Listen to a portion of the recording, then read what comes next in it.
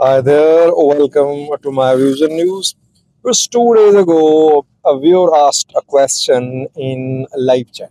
He said, Sajid, could you compare Prosperity Party and EPRDF? How to see their comparative performance? Uh, I got some time today. I'm traveling. So I worked on this question for a few hours, still traveling, and I am recording a video now. But two main points I want to clarify before the start of this video. Firstly, uh, essentially, EPRDF and PP are the same. EPRDF had four main parties: TPLF, OPDO, Oromia People Organization, ANDM, Amhara National Democratic Movement, and a party from southern Ethiopia.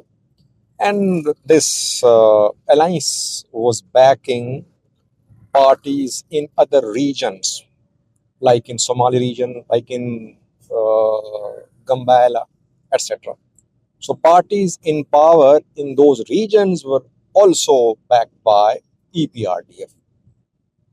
Prosperity Party is minus TPLF. You can say it's EPRDF minus TPLF. It has Oromia Prosperity Party, Amhara Prosperity Party. It has Sidama Prosperity Party, Somali PP. Essentially, both are the same. Essentially, both are ethnic alliances of parties which are regional ethnic parties, firstly. Difference is that EPRDF was led by TPLF and PP is led by OPDO or Oromia Prosperity Party. TPLF, EPRDF had people like Meles Zenawi, and PP has leaders like Abiy. First point. Second point is the duration. You cannot compare an alliance which was in power for around 3 decades and an alliance which took office in 2018. BP in power for 6 years, EPRDF 30 years. So comparison is definitely not fair. Thirdly, I don't want to share figures with you, inflation, GDP growth, etc. No, I want to analyze the two alliances on three criteria, one by one, which I think are three main points. Firstly, I think EPRDF kept the country without wars internally. No major wars were fought inside Ethiopia during EPRDF. Yes, Ethiopia and Eritrea fought. Ethiopia intervened in Somalia as well. But there was no major war in Ethiopia. However, Prosperity Party has not fought any external war so far. Rather, it fought a war in northern Ethiopia, Tigray war. And secondly, Amhara region has also turned into a warlike region. There's a warlike situation there. So it means that EPRDF fought external wars, PP is fighting internal wars. And I think internal wars are deadlier. Internal wars have serious economic repercussions, which we are seeing. And wars are always a failure of politicians. So Abiy failed because he could not stop wars in Ethiopia. I wouldn't say that it's only Abiy who is to blame for wars. Obviously, it takes two to tango, but he is the man, the most powerful man, so he'll have to carry the largest part of the blame. Here, I believe, on this count, Abiy failed. He could not keep Ethiopia free from internal wars. EPRDF did that. Secondly, uh, I think EPRDF made a blunder. Malice made a blunder when Ethiopia agreed to be a landlocked country after decades of using Djibouti's ports. Now Ethiopia has realized that it needs sustainable access to sea. Malice did not know, or he couldn't understand the consequences of Ethiopia being a landlocked country. Abiy is trying to correct this mistake. It's not easy. People criticize him for having regional ambitions, but he's trying to correct a mistake which was committed by the EPRDF. I believe EPRDF miserably failed. It should have tried to ensure sustainable access to sea when TPLF talked.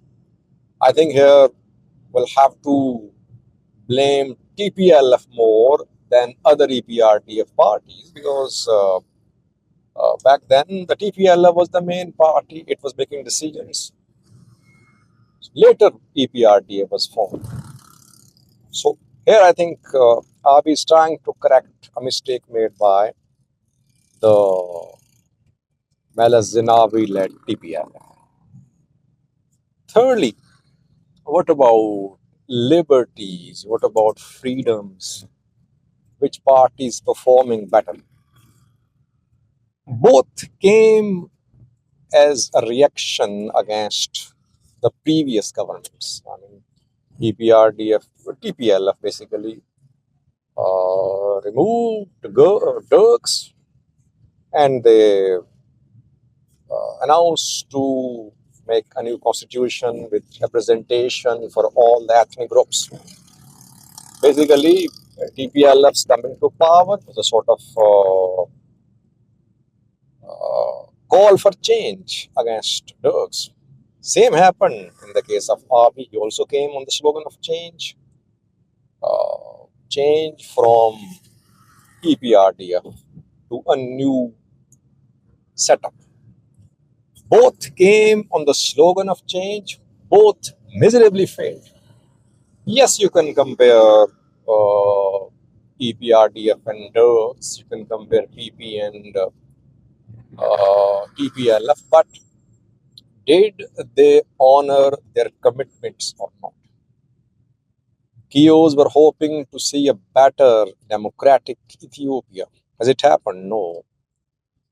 The ethnic federalism introduced by the TPL and EPRDF, did it create a better, more inclusive Ethiopia? It could not. Divisions, ethnic divisions, border issues still ongoing. Both miserably failed. Abiy, when he came to power, signed peace deal with armed groups. Dissidents returned home, but now no opposition party is allowed to operate in Ethiopia. The status of liberties, freedoms, same.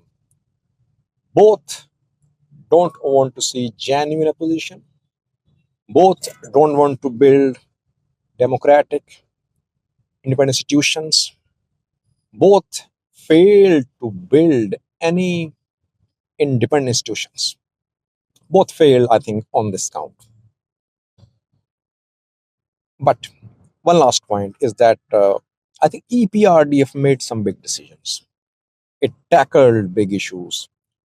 It made the constitution. It tackled issues of flag, language, etc., boundaries, regions. Abiy has not been making big decisions, internal decisions, national dialogue, ongoing agenda points being collected, but no major decisions have been made. Yes, Sidama has been created, Southwest has been created, but otherwise, no major structural decisions have been made to usher in a new era of governance and new era of politics in Ethiopia. He completed good, but it was TPLF which started good. Yes, both should be given the credit. Abiy has not made any big decisions so far. Only big decision he has made is the call for access to sea, which is facing lots of obstacles. This is how I see the two sides. I want to compare economic conditions of people of today and of EPRDF. Why? Because 6 year period and 30-year period or 25-year period, I think it would be unfair comparison. And generally, economic conditions across the world are getting worse. People are nostalgic. They like previous governments. So overall, economic conditions are not very friendly across the world. It's not that just Ethiopia is suffering. This is how I see the two alliances which ruled Ethiopia. Thank you for watching.